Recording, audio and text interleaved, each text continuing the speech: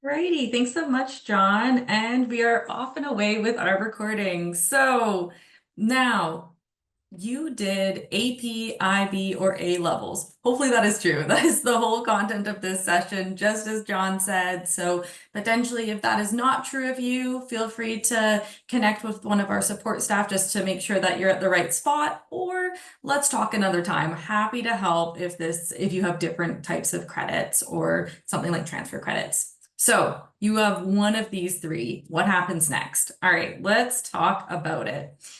So, first of all, how are they assigned? Now, I would say the large majority of you, and maybe all of you, frankly, have already gone to that first year credit, the UBC admissions page. You've pulled that up, you've taken a look, and you know what the really good thing is? UBC admissions takes a look at all of AP, IB, advanced credits possible. And they let you know if there's credits at UBC that you could be assigned for, which is just a really great system to be right up front and say, hey, this is what you would receive with the mark you needed to receive those credits. So that minimum score. And so this picture here, you will see it's a screenshot from that website, that first year credit page that lists every single option. And thanks so much for that link in the chat. If you would like to open that up now, you are welcome to. And you can find your course perhaps, and maybe you already have, which is wonderful. And so perhaps you have also then said, you know what? Okay, I've looked at this page. I am starting to get ready to want to know what that means. Well, our credits will be assigned, and for the vast majority of you, you might have already seen that to be true.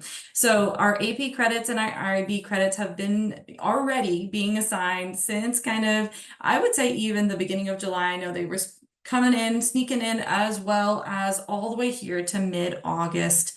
And so those have been happening over the last little bit of summer here. The A levels are still coming in, so certainly there is that space that maybe your transfer credits or your advanced credits, I should call them, are not on the system yet. And that's okay. There are still some things that are moving into Workday. And so before we panic, we want to first ask ourselves a couple questions. So first and foremost, did we send our transcripts in? Did we, make sure we submitted those documents to UBC admissions? If we did, great. Okay, that's step one. If we didn't, probably time to send them in. So that would probably be why those aren't maybe on the system. Certainly do so if you haven't visited it yet before, and I'm more than certain you all have. It's that submit documents link with UBC admissions. It outlines all of the ways to submit, whether it's transcripts to your advanced credit transcripts to go to UBC admissions. So certainly do so. Another thing to just, be mindful of is, a lot of times the credits go in course by course. So you might have logged on and you thought, oh my goodness, I just have my math. I should also have English. Admissions often uploads things by courses. So we're still getting to it. So no worries. Of course, once we get to the start of term, which is around the corner, we are a couple weeks away from that. Please connect with us, connect with your enrollment service advisor. Both of our teams, we're happy to help when it comes to kind of finding where these advanced credits should be in the system and hopefully getting them logged on to your workday. Now, let's figure it out. Where are these credits? So we might want to investigate to know where to find them. So if you log on to Workday, which you are all pros at that by now, you can go to that top right. Your profile picture is probably even there. You can click on you to view your profile. And from there, what's going to happen is you can go to your kind of overview page. It's going to bring you to that, dashboard, and you can click on academics. And when your transfer credits are uploaded on the system, there's going to be a column that is added right to the right of your academic progress report. It's going to say transfer credits. And that's where we're going to click. And there's going to be a new screen that opens up to then show what transfer credits that are loaded onto the system for you. And so you can see here in this screenshot, there's kind of two different types of transfer credits. So the folks who maybe have gone to a post-secondary school and they have studied at the university level, those transfer credits are going to appear at the top. And then you can see that header there. It says credits from exams. That is what we're going to be looking for. So if you've just done advanced credits, that's all we're going to be looking for. We are just going to see those there. Potentially, if you've done a mix of types of credits, you might see two different tables. No worries. That is totally fine if you do. And so from there, you maybe are taking a look at your advanced credits. Maybe you looked at that first year page, you're seeing what they should look like, and you're saying, hey, things are looking a little different. There's a bunch of different things. I'm not sure how to decode this. Let's help you out here. So there's three different types of these credits. There's assigned credits, there's unassigned credits, and there's exemptions. And I'm about to go through all three of those. The first one being assigned credits on our screen here, and the most straightforward and knowledgeable ones. What that basically means is when that credit comes into UBC, it is assigned a specific course code, and it's a UBC course code. So you probably all know these two courses, Math 100 and Math 101. That is Calculus 1 and Calculus 2 in our first year engineering plan. And when you take those math courses, they're coming over as exactly that. We know without a shadow of a doubt, those credits are Math 100 and 101 at UBC. So they are assigned. They're assigned that course code. And then we have something called unassigned credits. And you can see here in this screenshot here that history first. Okay, so not quite the same as that Math 100 we just saw. And what that basically means is when those credits come over into UBC, that course content covers a first year history class. So it can't quite nail down the specific history class because there might be content from a bunch of different history classes and could cover maybe a little bit of a bunch of them. So they're given a history first. So we know, okay, you have content that would cover a university first year history, but not that specific UBC code. Now, there's no way to evaluate these credits further. UBC Admissions has done an amazing job of looking at all the advanced credits and evaluated them to the farthest point. But in this case, and we're gonna get to that later, John's gonna go over some things so we can maybe know what we can use when it's not completely assigned to something. All right, the last one here is exemptions. And so with exemptions, you can see in this shot here, we got Chemistry 121. Some of us might know what that is, but all of us probably know what Chemistry 154 is. And so when we're reading this specific advanced credit, it's linked together. So they're pairs, they're partners. Where an exemption is, it's always going to have that zero, which is that 0 credits, which may look a little confusing because you are probably sitting back there and you're saying, I did a lot of work for this course. I should not have just 0 credits. I put in the time, and you absolutely did. So when we're looking at this exemption, we can see that they're paired together. Chemistry 121, which is a course at UBC, and there's 4 credits attached to it there. It's actually exempting Chemistry 154, which basically says the course that you did, it had enough content to cover Chemistry 121, but it also had enough content to cover that Chemistry 154. So you can use that course towards Chemistry 154, which is, of course, an option in our first year engineering curriculum. Also, for those students who are on the call that are PBME students, you probably have seen Chemistry 121, a part of that course plan. Similarly, that can be used for that chemistry class too. So a couple different pieces there. So depending on what you need that credit for. Okie dokies. Now over to you, John. Take it away. Absolutely, thank you. So we've heard a couple of things there in terms of how some of these credits might relate to our degree requirements with chemistry and a couple of other examples there.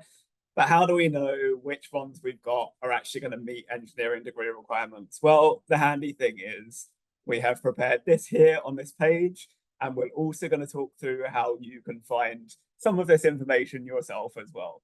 So we can see here some of the most common equivalent transfer credits that students might receive. So we have all of the engineering first year courses on the left-hand side here. And then on the right-hand side here, where possible, we have some of the options that you might have to cover some of these courses. So you can see for some of these, there are many options for Chem 154, as we just spoke about, Math 100, Math 101. You may have options depending on which courses you took in whatever you did of AP, IB, and A level. For others, there are zero options. So, no credits possible for many of these courses as well. Your App Sci courses, Math 152, Phys 159, Phys 170.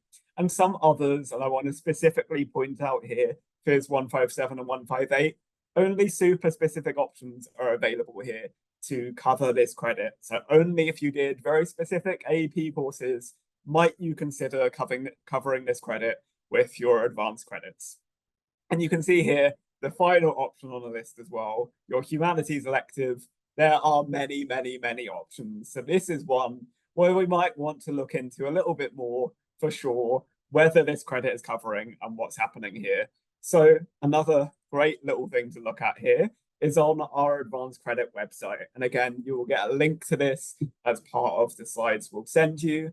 There is a lovely table here on that website that allows you to search for the credit you've done. So you can use this table to search for your IB, any IB credits, any AP credits, any A-level credits, or you can look up your specific subject you took or the UBC credit, and it's going to bring you back kind of this table. And as you can see on screen in this example, this kind of student has potentially done a IB credit in Afrikaans in a language, and you can see then the UBC course credit that's been granted, which in this case is unassigned credit. So they have, as Tiffany kind of explained a few slides ago, some general arts first credit for 6 credits and not a specific UBC course, which means that we can apply 3 of those credits to applied science.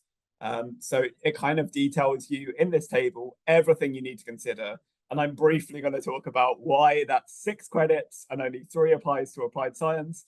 But a little spoiler here in the App Sci Recovered and Covered section, because it covers here that language credit can only be used in 3 credits. So we're going to get into that in just a second here as part of our considerations. But I would really recommend, especially for something like humanities, social science, where it's not necessarily super clear whether we have that assigned credit, whether this kind of credit is going to match against our degree requirements. This is going to be a really useful tool to you be able to look up the credit you've done, the credit that's showing on your workday record, and see, okay, I feel pretty confident this is something that I can use towards my degree requirements if I choose to do so. So really useful tool. Okay, wonderful. So with that in mind, I wanted to talk through a couple of the very common courses or first year engineering courses that you might cover with advanced credits and some of the things you want to look out for with those. We're going to get on to some more tough decisions in just a little bit with some of the other courses that we look at as part of our first year. But for humanities, social science, and English, although they are one of the more common kind of courses to be covered by advanced credit, and there are less implications perhaps in some ways than others, we still have some that we want to think about. So I wanted to bring those to you here. So for humanities and social science, as I've kind of gone over, there are an abundance of options that can meet this requirement. Lots and lots that come in, as well as many from advanced credits. And sometimes that may be kind of 3 credits. It may even be 6 credits of humanities, social science, which is not significant necessarily to our first year requirements, but all students would normally take an additional 3 credits of humanities, social science later in their degree studies. So you may well be able to take out all of those in one go with your advanced credit, which is always welcome, of course. However, as part of that, as we saw in the last slide with those 6 credits of Afrikaans, if you have language credits above 3 credits, whether you're taking them at UBC or they're advanced credits, you can only use 3 of those towards the total 6 credits of humanities, social science in your degree studies. So if you have 6 credits of language already, great. We can use 3 of those towards your humanities, social science, and you'll need to do another 3 credits later on in your studies. Again, as with anything, if you're a little confused, if you're not quite sure how this applies to you, come and see us. We'd be happy to talk you through it. with first year English. So a few complications that definitely go with this as well. So typically when advanced credits that cover first year English come in, they come through as unassigned credit of English first or WRCM first. So if you have those showing on your record, we can feel pretty good that we maybe have that advanced credit that covers our first year English. Now, if you choose to use this advanced credit, it's just a warning here, or a note, I guess, that Workday won't recognize these credits as equivalent to either Words 150B or English 110 or 111. Now, what does that mean? So when it comes to future courses, and there may be a few, there will be at least one in your second year program that's going to require you to have met the requirements for Words 150B or one of those English courses in order to register in that year 2 or above course. You're going to need to work with the department to allow you to register on that course. That you are eligible to register in that course, the system's not picking it up. So it just requires some manual processing there. So just something for you to take into account here. If we are choosing to use that credit, we will have to, in future registration sessions, just work with our department to get registered on those courses, not something we're going to be able to do independently there. So just something we wanted to flag with you as part of this decision-making process for those courses. So you may also have some credit here that is not going to apply to your UBC engineering requirements. And you know what? That is totally okay. So not all of the advanced credits you're going to have on your record are going to fulfill engineering degree requirements. And an example here that many of our students might come in with is AP Biology as an example that covers kind of biology 111, 121, 180. We're seeing these credits on our Workday record and we're like, oh, great, maybe that I can apply this to something. And unfortunately, you know, in some cases, in many cases, that credit is not going to be something that you're going to be able to pull into your engineering degree requirements. But the good news, they're not going anywhere. They're going to remain available to you. You're not going to lose them by not using them towards your engineering requirements. And you know what? There is some advantage too there as well, because we do have minor degrees as part of our programs. So you may consider, for example, you know, doing a minor degree in science, doing a minor degree in whatever you've got some of those advanced credits in. And those credits might help you register onto some second year courses, onto some kind of upper year courses that are going to help your progress through that. So lots of different potential advantages there, and not a worry if you have those credits on your record that aren't going to work towards your engineering studies. Okay, so we've seen some of the can I use my advanced credits so far, but what about the bigger question, I think, of should I use my advanced credits? So as we kind of talked about, English and humanities, social science, a little easier decisions there. If we have the credit already loaded on our record and we're feeling good about it, we can make those decisions as long as we've considered the kind of considerations I've gone through. When it comes to those other advanced credits, specifically thinking about the ones covering math, covering your physics, covering your chemistry, and any of these decisions you make, of course, we want to think about all of those implications, whether we're going to take those advanced credits or whether we're going to remain on the UBC courses. And I wanted to go through some of the reasons why you might just go one way or the other here. So one of the main considerations here is that when we're covering that credit, when you're kind of getting that assigned credit, for example, for Math 100 or Math 101 from your APIBA level credit, only about 80% of the course's content has to be matched to that course to be given as assigned credit. And that means 20% of the course could be missing from your previous study. Now, certainly as we move forward and we build upon those courses, so if we're taking the Math 100 credit, we're moving on to Math 101 in term 2 that builds on Math 100, and we find actually there's some of this content I'm expected to know already I kind of missed because I just didn't do the UBC course in term 1. I figured my advanced credit was enough. Like, we certainly want to be careful about that. And certainly as we move into our year 2 program, if we're taking both Math 100 and 101, we've missed 20% from each. Like, this could be something that we need to think about as we move forward and making sure we have that really solid foundation of understanding here. Now, to go the other way a little bit, forfeiting our credits is also something we need to consider. So if we do decide to proceed and complete a course at UBC, we've already received credit for from our AP, IB, or A levels, your attempt at UBC may forfeit the credits granted. So if, again, let's take Math 100 and 101, which I'm picking on extensively here. Let's say you did Math 100 at UBC, you decide to stay in the course, and unfortunately you fail the course. Things don't go quite to plan.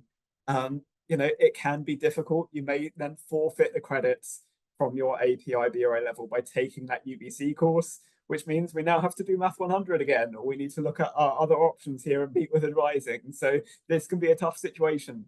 Hopefully, in many cases, the fact that you've studied much of this content before is going to give you a really good platform to have great success in that course. Not something we're hopefully going to be looking at, but just something, of course, that warrants a little warning here when you're making this decision.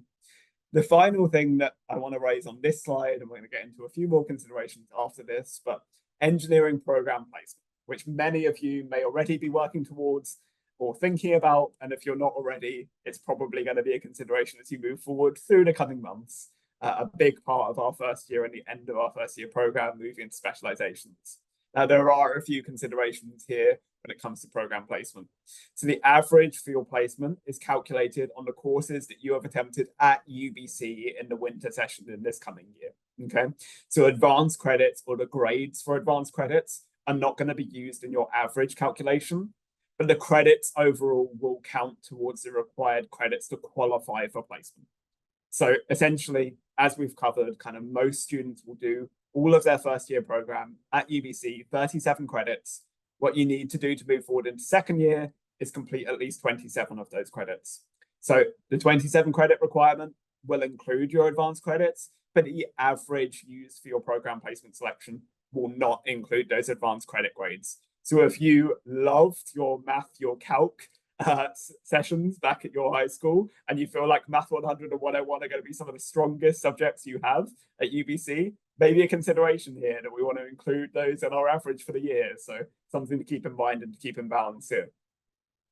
So 24 credits at minimum also need to be taken during the winter session for a student to be competitive for placement. So another big consideration here, if we're thinking about taking lots of our advanced credits and using all of them, we need to make sure that we are taking a minimum of 24 credits during this coming year for competition, basically for placement. So we would need to appeal placement below that. Definitely something to think about here. Again, if you're worried about this, if you're concerned about this, if that looks like it might be you, come and see us and we can absolutely chat about it further. And just a little note for some students, some of you may have been offered guaranteed placement as part of your admission. There are certain conditions that come with guaranteed placement, and one of those is a minimum 30 credits to be taken during the winter session. So that is also something you would want to consider as part of this process if you're looking to meet the conditions for that offer, if that was an offer that you were given. So absolutely something you also want to bear in mind as part of this process again. Okay, and more considerations. Again, this is a complex decision right here, folks. So absolutely something we want to think about a little bit more and potentially consult with advising before we take any decisions on this one. So in terms of obtaining knowledge, as I'd covered a little bit before, it kind of comes down to preparing for that upper year content, preparing for those courses that are going to build upon that knowledge that we're hoping to have gained from those UBC courses, and feeling super confident that whatever we've done in our advanced credit is covering all of that knowledge, that we've retained the knowledge. If it's a whole year removed now from our last study of that, we studied it with our API/BA levels. We've done our first year of engineering, and now we're expected to retain all of the knowledge that's like 2 years removed at this point. When we move into our second year of study, might be tough. So we want to make sure we're putting ourselves in the best position possible from that point of view. So in terms of what we do with additional courses there, this is certainly a key question we get sometimes is, I'm taking my advanced credit, so I now have less courses to do. What can I do to fill up the rest? Can I take second year courses? Can I start to get ahead? And often it's a really challenging thing to try and get in. So usually not possible. Absolutely, again, something we can have a conversation around with advising, but most often not in our best interests, even if possible, to be looking too far ahead with that. We want to certainly try and focus on our first year studies while we're here. Just something to note here as well, again, for students that are thinking about taking lots of credits here, we do want to think about our full-time status. Now, the definition of that is a little bit different depending on what we're looking for, whether that's loans, whether that's scholarships, if you're an international student on a student visa, if you're looking for UBC housing. What I would say is, certainly if any of these things apply to you and you are taking lots of advanced credits and not taking kind of, other courses in their place, you may want to come and see us and see what those implications might be for you, because we want to potentially make sure that we are still following any full-time requirements that speak to our own situation. So absolutely happy to talk those through if that maybe applies to you. And then the course equivalencies as well. So we touched upon this a little bit with English, but again, just to note that not all courses and advanced credits are programmed into Workday to work as equivalents. So there are maybe situations here where if we're taking our advanced credits, if we're not taking the UBC course, we might need to work with departments in the future for any of those courses that need that as a prerequisite. So if, for example, we had a Chem 154 exemption, Chem 121 credit, and something was requiring Chem 154, there may just be some issues in the system with that. It may be something that we need to work with you on a little bit, or your department need to work with you on, just to get registered in any courses that require it. I think in that example, you'd probably be okay. But there are potentially some other examples beyond English here. So just something that you want to bear in mind if you are taking that, just a little bit more manual work down the road, but not something to be super concerned about. Okay, and then rebalancing here. So we're talking about, of course, potentially taking lots of credits, potentially removing some of these first year courses from our program. So we want to make sure, if we can, that things are pretty balanced, right? So lots of these courses, that we typically see taken, thinking about Chem 154, thinking about Math 100, maybe having advanced credits in those areas in particular. You can see these are term one courses. So if we're taking those, we're also taking Words 150B, we're taking our humanities elective. And hey, all of those courses we happen to have registered right now in term one. So we've now lost lots of term one courses. We still have a full course load for term two. Like, what can give here? What can we do? So, typically engineering students are going to be taking, and this is kind of open to your specific schedule, but somewhere between 15, 19, maybe a couple more, maybe a couple less credits per term in their year one. So if yours is looking much less than that or much greater than that in a specific term, maybe we want to try, if we can, to balance things out a little bit. Now, in an ideal world, if we are keeping on our words course or our humanities course, these are likely the easiest, most flexible courses to say, you know what, right now I have a humanities in term two. I have just decided that I'm going to take my Chem 154 credit. What that means is my term one is now way freer. My term two is way heavier. Maybe I want to look if I can get humanities into term one instead, just to rebalance things a little bit. Like, that's absolutely the easiest approach from this point of view if you can do that. However, if things are highly unbalanced and maybe that words and humanities are part of the credit you're taking from your advanced credit, you can consider whether we might want to move some of these other courses. So there are a couple of courses you may have registered in term two that may have term one and term two sections. So if it's highly unbalanced, you can submit section switch requests to try and rebalance things a little bit. Now, what I would say, absolutely, if you're in this position and things are looking very unbalanced, come and see us. We're absolutely happy to talk that through, to think about any implications with you, and to do some course planning with you to try and balance this out. Some engineering class sections as well are full and section switches aren't guaranteed. So would really be recommended to work with an advisor on this one, so we can help guide you through that process and make sure we're putting ourselves in the best position we can here as we move forward. So our recommendations, to summarize things a little bit between this and our next slide here, we would really recommend not taking any super quick action here if you can. Like, attend the first 2 weeks of class. Okay, you have until the ad drop deadline to make decisions on this one. So you can attend those first couple of weeks. You can review the syllabus for your course. You have that advanced credit for, and you can make a really informed decision. So let's pick on Math 100 once again. And let's say we stay in that course. We go to the first week of classes. We get the syllabus for that course. We get to look through all of the content that's covered in Math 100. And we say, you know what? This is all stuff I did as part of my AP/IB level. I feel super confident with this. I feel super comfortable with this. I'm going to go ahead and make that decision. That is a more informed decision than you're going to make before you've done all those things. So really in your best interest to try and do that where possible. And our advice always is to complete all of the Chem, Math and Physics courses at UBC. to make sure you have that strong foundation, that you have all of the content that you need for those term 2 courses, for those upper year courses, for all of those things that are ahead, just to really shore that up, to make sure we have that foundation and that we're taking those courses here at UBC is definitely our advice in a vast majority of cases. So again, happy to talk about it, but certainly that's where we're coming from here. Ultimately, though, this is up to you. So for some students, we completely acknowledge first year engineering, super heavy course loads, lots to adapt to, lots going on all around you. We want to do design teams, we want to do everything we can. So maybe it just eases things a little bit to allow us time in other classes, to make sure we have a strong foundation in those classes as well. But absolutely, sometimes we want to have that strong foundation, stay in everything, prepare for everything, make sure we're in the best place we can for year 2 of study. So no right or wrong answer, as we say here.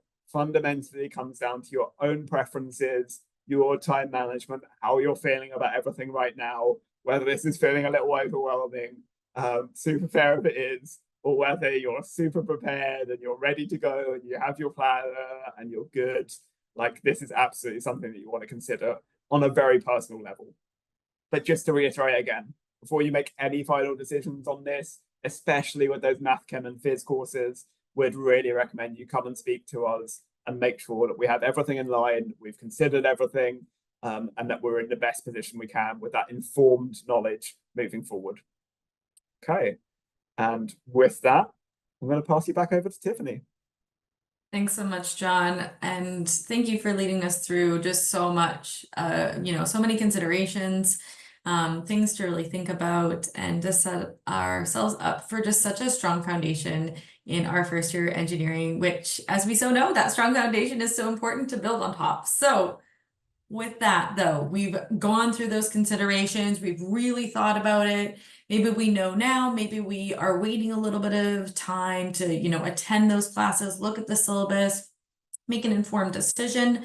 But we've arrived at the place of, what? We're good to go. We are feeling like we would like to use our advanced credits, or perhaps you just would love to know how to drop courses in general. Either way, this is going to lead us through it. So let's see what to do. Now, we always say, of course, please wait until those credits are on your workday before we drop anything, right? Just in case we maybe made an error, maybe we misread something. We want to make sure those credits are on our workday before we go ahead with that drop step. So if they're not, please come see us. We can, help troubleshoot for you, and figure that out together too.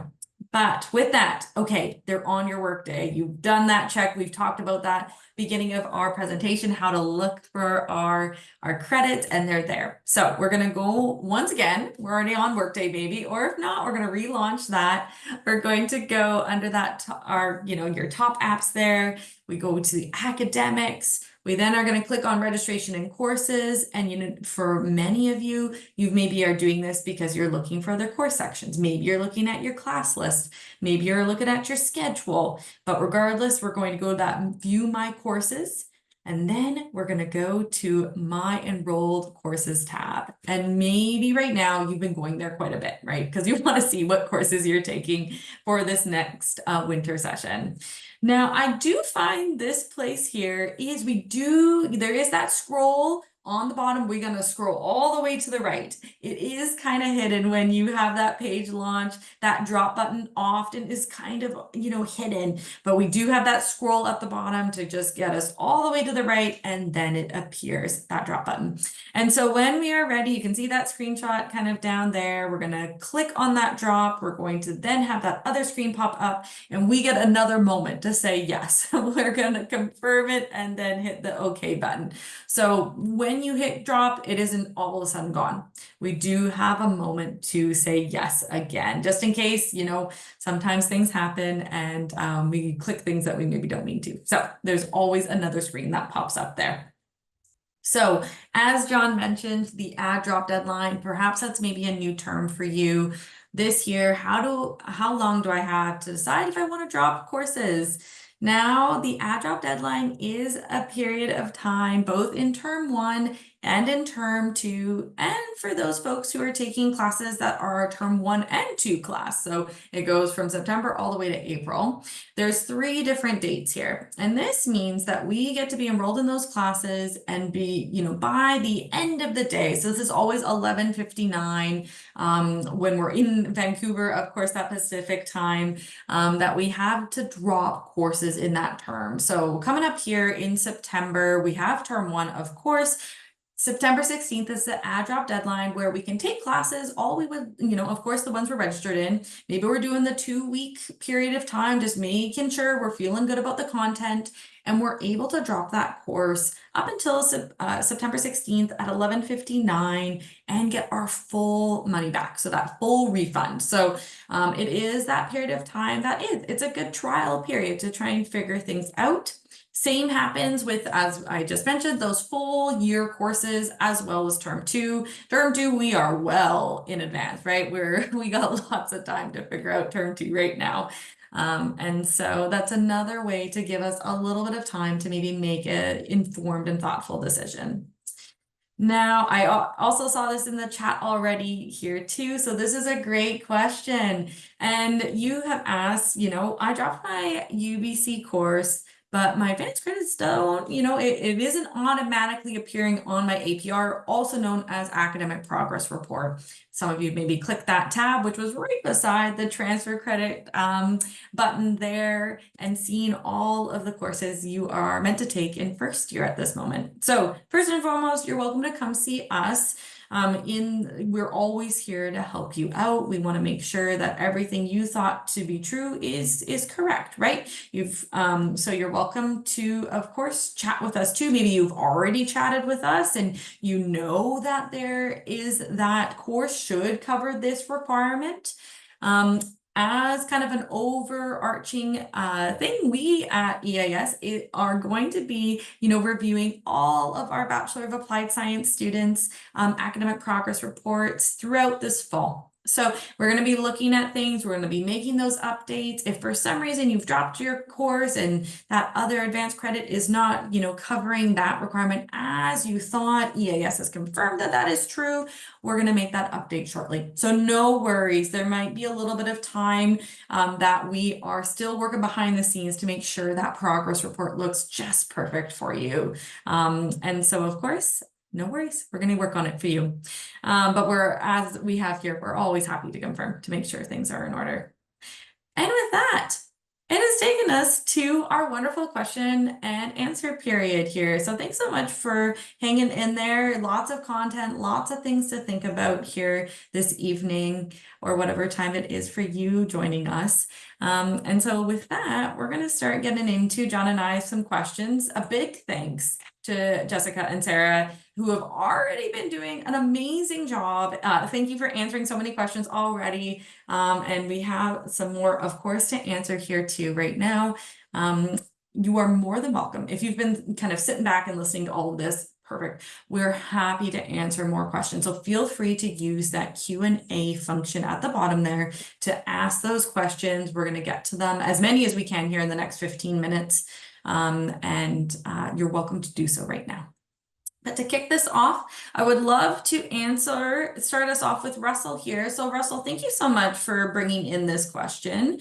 And Russell's question here today is auditing a course usually enough to cover that potential missing 20%? And this is a really thoughtful question, Russell. So thank you for asking it. And for those of you out there who maybe don't totally know, there is an opportunity or an option, I should say, about auditing a course at UBC. So there is that option. And so what this means basically is when a student audits a course, you are participating in that course and often set by that professor. The professor is going to outline what specifically that participation is going to look like. Most often it is completing all course requirements outside of that final exam. So we're not going to sit for that specific final, but we are most likely going, be expected. And as I said, it's going to be set by the professor to complete the other course deliverables though. So that is time, that is effort. We're going to be attending those classes, of course. Something also to keep in mind too, students who do audit courses, they do pay for the course. So they're paying the fees, they're paying tuition to take that class, they're paying for that time of a professor and that content. So to answer your question directly, Russell, the 20%, absolutely. If you're taking the class, you would be absolutely learning what that UBC course would be.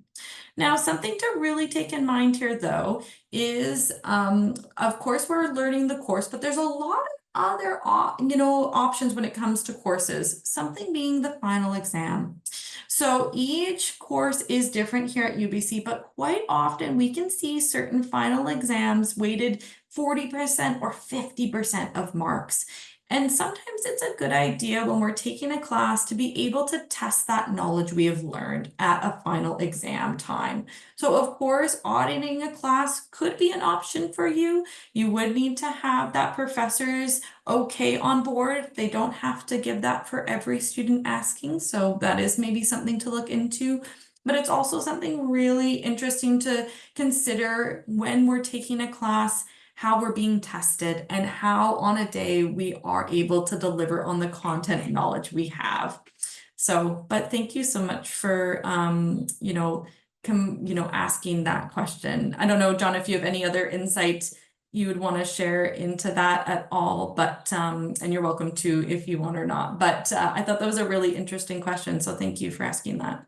Yeah, really interesting question. Definitely one of those that could absolutely take up a whole advising meeting and conversation should you want to. So absolutely one of those cases where we're getting into individual territory. If that speaks to you, if that's something you're interested in doing, come and see us and let's talk it through. Absolutely. But yeah, I think Tiffany, you've covered everything I would want to there. So I will go on to Alex's question here, which was my academic progress tab isn't showing any transfer credits except for Words 150B, even though I've satisfied the credits for Math 100 and Chem 1542. What should I do? Now, there are a few questions that kind of come down this same path here that we're getting through right now.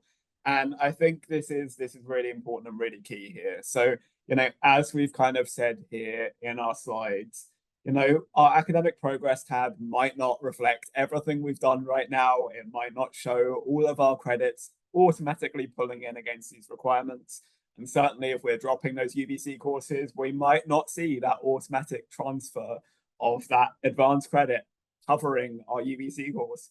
And fair, that might be a little bit alarming for you if you're making that decision, expecting it to pull automatically in, and then you're like, have I done something wrong? Is my credit not covering? And we'd like to reassure you that the guidance we've given today, the ways of checking your advanced credit, if your credit is showing on your workday record under that transfer credit section, and you've done your checks to make sure, you know what, okay, that's assigned credit, it's saying Math 100, it's saying Math 101, that should be good to go. Or it's unassigned credit, but I know my English first credit is actually, I've been told now this is covering Words 150B, I am good. Like we can feel fairly reassured about that. But absolutely, once again, if we have any doubts, any concerns before we take that decision to go ahead and drop that course, please come and see us. We offer both in-person services, virtual services. You can email us, you can do whatever you need to do to feel reassured about any decision you're making. We are absolutely here to take away that burden, that stress, and that anxiety of making these decisions that feel just a little bit uncertain or a little bit unsure. So please come and see us if you have any uncertainty around that. But hopefully the information we shared today gives you a bit of security of how you can use those credits, whether you want to use those credits, which frankly, again, is a whole big conversation that you may have your own individual thoughts about that would absolutely be very welcome to come and chat with us, whether that's a virtual appointment before you arrive, whether that's arriving at our office when you arrive, or any time up until that key date, that 16th of September for the term one courses. Just come and have a chat with us. Remain in the course in the meantime. Don't make any wild decisions here, and allow yourself to make sure you gather all of the information you need before you do so. But thank you. That's a really good question, and I think covers a number of the kind of questions we're getting in just here as well. So hopefully helpful for others to hear that one too. All right. Our next question here is from Isha. Thanks so much for asking this. Is it safe to drop a course right now if we've received the transfer credit, but it's not in our APR yet? Should we wait until this is resolved? Wonderful question, and actually something we didn't totally cover or make super clear. So I'm really thankful that you asked this actually. So right now, if you are registered, so we'll pick again on Math 100 as John was. If you're registered in Math 100 right now, which most likely you are, that was part of that 31 credits of the core engineering requirements there. And you have, say, Math 100 advanced credits. The UBC course will always win out over your transfer credit. So that academic probation report is going, or a progress report, pardon me, is going to pull Math 100 in to show that it's satisfied. And that's the Math 100 UBC course. And your Math 100 advanced credit is going to sit in the background. As soon as a student drops that Math 100 UBC course, that Math 100 transfer credit or advanced credit is going to take that place of that to show on the academic progress report. That should be the best and smoothest way. Now, of course, as I explained a little bit before, if for some reason we do drop the course and that, advanced credit isn't being pulled in automatically, come see us. We're here to help. We're going to be updating everybody's or making sure that everybody's thing. Apologies for the follow-up, but what unassigned credit like English? Yeah, great question there too. Aisha, thanks for clarifying. So if it's something like English, so say you're in words right now, you're going to drop that words 150 because you maybe want to use English first or the writing communications first. What will happen if it doesn't automatically pull in? And that is true, those first, so that unassigned credit may not and probably won't automatically pull into that academic progress report. We are going to be going through this fall and updating students' progress reports. So no worries. But if you want, myself, John, one of our colleagues to take a look at your specific credits and make sure everything looks right, come see us, whether it's in person, virtually. We have a variety of ways to do so, and we can take a look specifically for you. But great question. It will continue to show that UBC course until someone drops the course. Wonderful. And I think we can tell how close we are to the start of term now because the quality of these questions coming through is outstanding. So clearly a well-researched group. Potentially many of you have been contacting us up to now because really outstanding questions today. So here's another one. And they say, I know that it isn't usually possible to take upper year courses. However, I was wondering what the process is like to try to take an upper year course and why a department might say yes or no. So this is a super tricky question and something that I would really recommend. Once again, come and see an advisor if you're really sure that this is something you want to look into or something you potentially want to do, because there are a couple of options here depending on what credit we have already ahead of time. But I think there are also kind of big concerns here, big things we want to think about, both in terms of just the availability of these courses fitting in with our schedule, fitting in with our timetable, and also because, of course, what we're gearing up for in first year is our second year placement. And, average, therefore, is a pretty important part of our first year. And we don't necessarily, in all cases, want to be filling out our course schedule with lots of potentially higher level second year math, stat, kind of these courses that might require an even higher workload. They're expecting you to be already completed your first year of engineering studies and into your second year, even third year in some cases for some of these courses that are general across the engineering programs. But this is certainly something that we really want to go into in more detail here if this speaks to you for many different reasons. Another very key and clear one is that many of our second year programs have really specific kind of course lists, and those are typically not available to first year students. There are only a certain amount of courses that carry over different second year programs and none that actually capture every single second year program.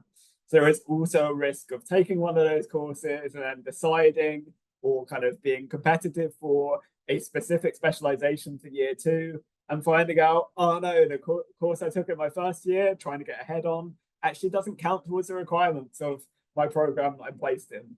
So lots of really interesting things to go through there. Not something, as we kind of covered in the slides here, that is usually very viable for students coming into first year, and not really recommended either. But absolutely, if that speaks to you, if that's something you're very, very keen to do, like you can always, of course, come and see us, have a broader conversation around that. Again, specific to your own credits that you have, your own ambitions for engineering specializations, all of these kind of different things we would like to take into account when having that conversation with you. But once again, great question, and thanks so much for it. Absolutely, I agree, John. Some great research questions here. So we have another one here, just confirming that once you see your AP credits reflected on Workday and we drop the course, are there any follow-up steps that need to be taken, or should we progress, our progress be automatically reflected in our APRs? Wonderful question. And that would be the most seamless approach. And we hope that is true for you, frankly. We hope that if you make that decision to drop the UBC course, you're using that specific AP credit or another advanced credit, your APR, your academic progress report, will automatically pick up that course. If it doesn't for some reason, come chat with us. We're here to help. We're here to make sure that what you thought to be true, frankly, does happen.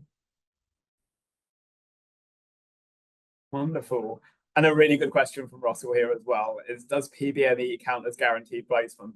And really good, because this kind of crosses over multiple things here. So PBME has a priority placement into biomedical engineering, where if you meet certain conditions and you want to move forward with biomedical engineering, you can do so by meeting those conditions.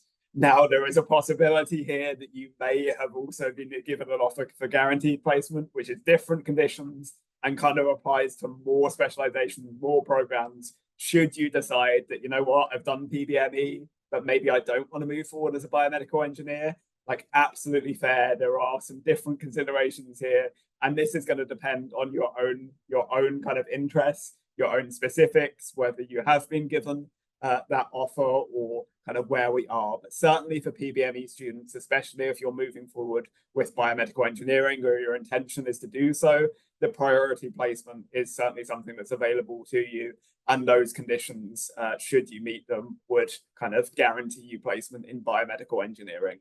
So again, if that doesn't quite speak to your case entirely, if you're looking at different options, you know, whatever that is, please come and see us and we're happy to chat it through with you. But yeah, priority placement for PBME should be kind of the main focus, I guess, in terms of meeting those conditions if we're looking to move forward with biomedical engineering. Amazing. Thanks so much, John. And I want to give a big thank you for all of you being here this evening, or once again, whatever time it is for you. We are so excited to see you, just a few short either days or a week away. Many of you may be joining us next week for Jumpstart, and that is so exciting to see you all on campus shortly, or you maybe are moving in over that long weekend for Imagine Day on September 3rd. Regardless of when you are joining us, I know myself and our entire engineering academic services team could not be more excited to welcome you onto campus. So until then, we will see you shortly. And thanks again for coming on out this evening to talk about advanced credits. Alrighty. Yeah. Thanks so much. Thank you so much. Coming to the end of a very long journey, but everything moving so quickly right now. And seems to me like everything's happened so quickly to get you to this point that things are suddenly coming next week. So can't wait to see you all, but thanks again for joining us here today. And again, if we can help in any way between now and then or after that, please come and see us in whatever way feels good for you. But thank you again. Yeah. Bye. Thanks. Take care.